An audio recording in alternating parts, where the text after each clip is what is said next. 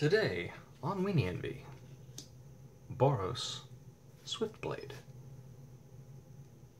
This human soldier costs 1/1 red for a 1/2 creature with double strike, and that's why it's such a good card. Anytime you can get out a double striking creature for just 2 mana, that's pretty good. Double strike, the effect means that it deals both first strike damage and regular combat damage. That means there's that extra step where first strike creatures deal damage, where non-first strike creatures have to take that damage.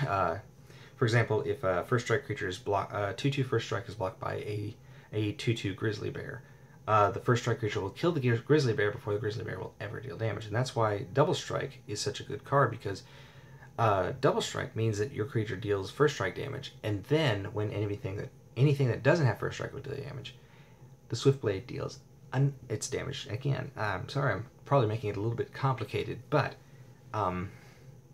this effect works very well in red, where you have creature pumps well, you have brute force. Sorry, you have you can rubble belt Maca, you can blood rush it in. You can do so many different things to pump up the power of your creature. You can even do bloodlust and blood frenzy just for the turn, just to deal that extra amount of damage. It's 10 damage. Imagine casting Tainted Strike on Boros Swiftblade and then blood rushing a +3/+3 onto it, or casting a +3/+3 on it, and that's game, because that's 10 infect damage right there.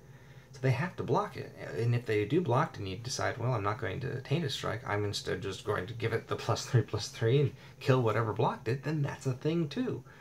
Double Strike is one of those great effects. In fact, I talked a little bit about this when I talked about Vishino Slaughtermaster.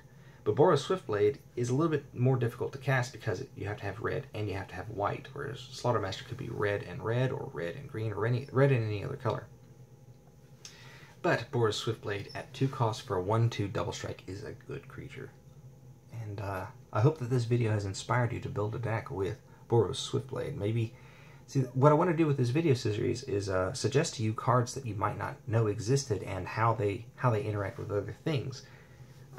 Being able to pump up its power and toughness with effects like Anthems, or Glorious Anthem, Dictative Heliod, any number of effects that like pump it up. Gerard's Battle Cry, Leonin,